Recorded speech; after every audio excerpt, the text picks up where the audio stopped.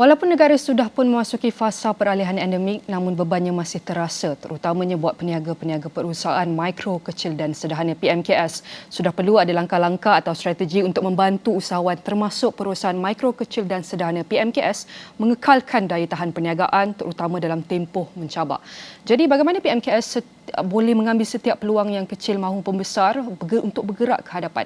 Dan sudah sedia bersama saya Rizal Naini, merupakan Ketua Pegawai Eksekutif SME Corporation Malaysia. Terima kasih Rizal kerana sudi bersama saya pada kali ini. Ya, terima kasih Nina. Alright, Rizal, SME Corporation Malaysia akan menganjurkan program Minggu Perusahaan Mikro, Kecil dan Sederhana PMKS peringkat kebangsaan pada tahun 2023. Jadi boleh Encik Rizal kongsikan lebih lanjut berkenaan apakah program ini sebenarnya?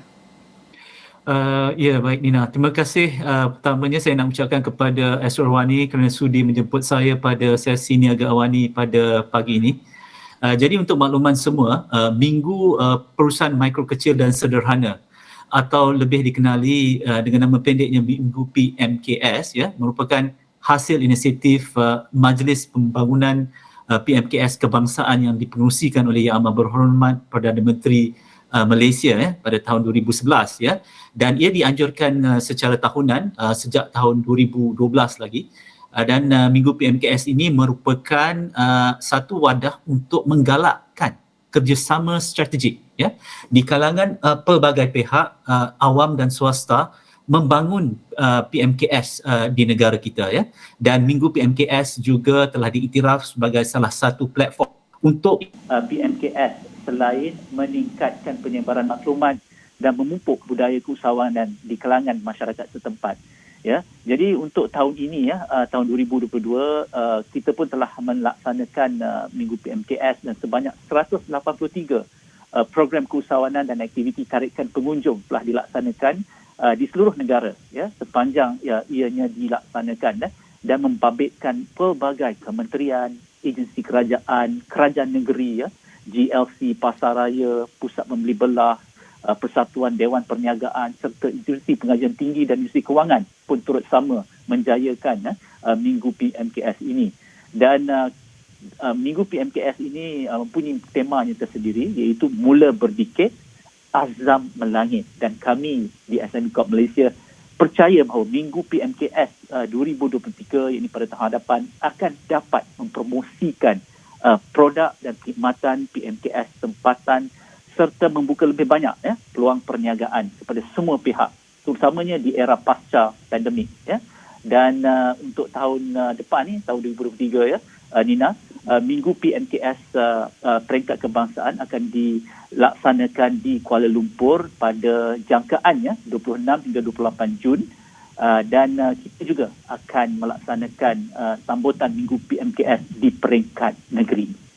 Sudah tentu Minggu PMKS akan dianjurkan di seluruh negara ini. Jadi, apakah objektif Minggu PMKS ini?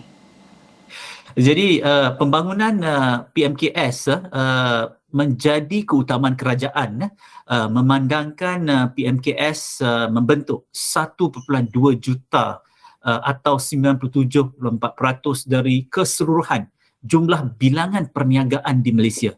Dan ini selaras dengan situasi seluruh dunia di mana lebih daripada 90% daripada perniagaan di semua ekonomi seluruh dunia adalah merupakan PMKS. Itu adalah satu indikator yang begitu penting, ya, untuk setiap negara. Dan Pertubuhan Bangsa-Bangsa Bersatu PBB telah mengiktirafkan peranan serta sumbangan besar MKS dengan mengumumkan 27 Jun setiap tahun sebagai Hari Perusahaan Mikro Kecil dan Sederhana antarabangsa, ya, iaitu International MSME Day yang disambut sejak 2017 lagi.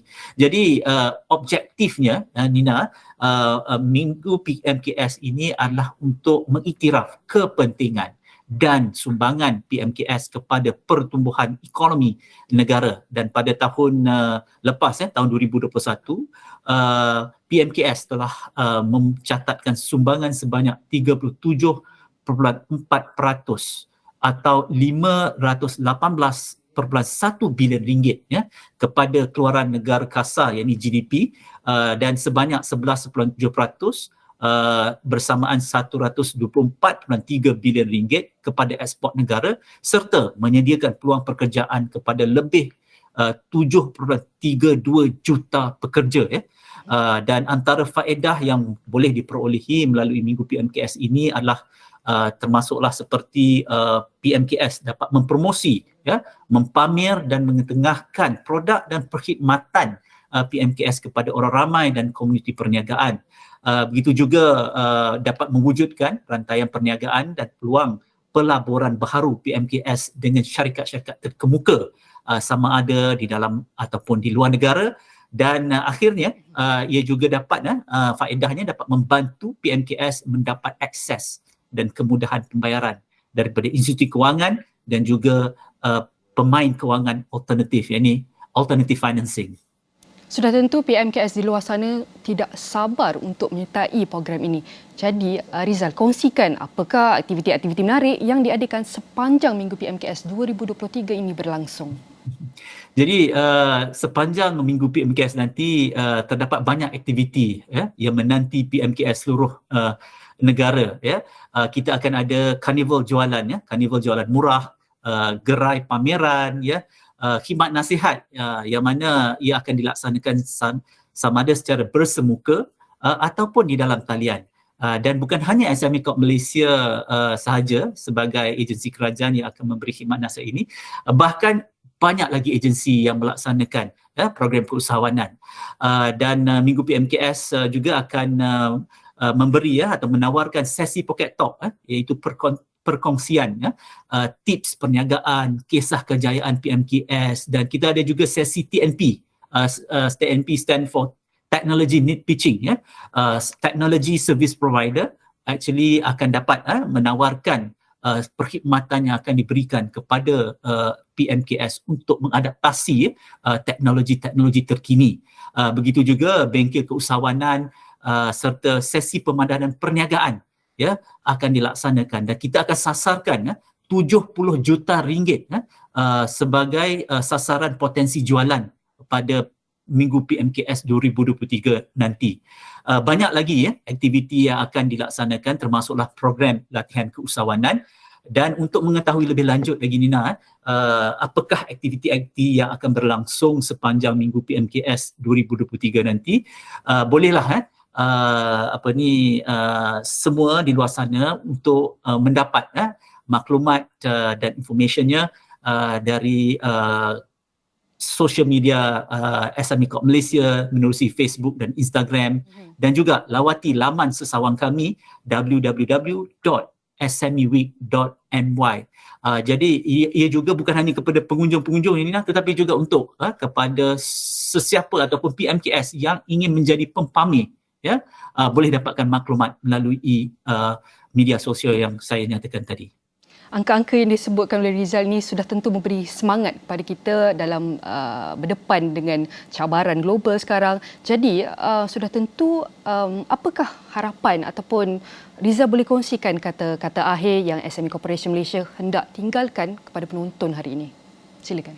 Okey, harapan atau kata-kata akhir ya Nina. Jadi kepada usahawan atau bakal usahawan, ambillah peluang ini untuk meninjau serta merebut peluang yang disediakan sepanjang Minggu PMKS 2023 nanti, dan dapatkanlah sebanyak mungkin maklumat dan cari jaringan dan networking ya bagi mengembangkan lagi perniagaan anda. Bagi usahawan yang ingin menjual produk dan perkhidmatan mereka, gunakanlah Minggu PMKS ini sebagai platform untuk melonjakkan lagi jualan serta pasaran anda ya. Dan akhir kata, saya berharap agar Minggu PMKS 2023 akan membuka lembaran baru demi membantu usahawan serta bakal usahawan mengorak langkah kejayaan yang lebih gemilang pada masa hadapan. Baik, sudah tentu ia begitu penting untuk PKS mengambil setiap peluang yang ada untuk mencapai kejayaan, dan kita perlukan kerjasama setiap pihak, badan kerajaan dan agensi untuk membantu mereka memacu kejayaan dalam mendepati pelbagai cabaran yang kita sedang hadapi sekarang.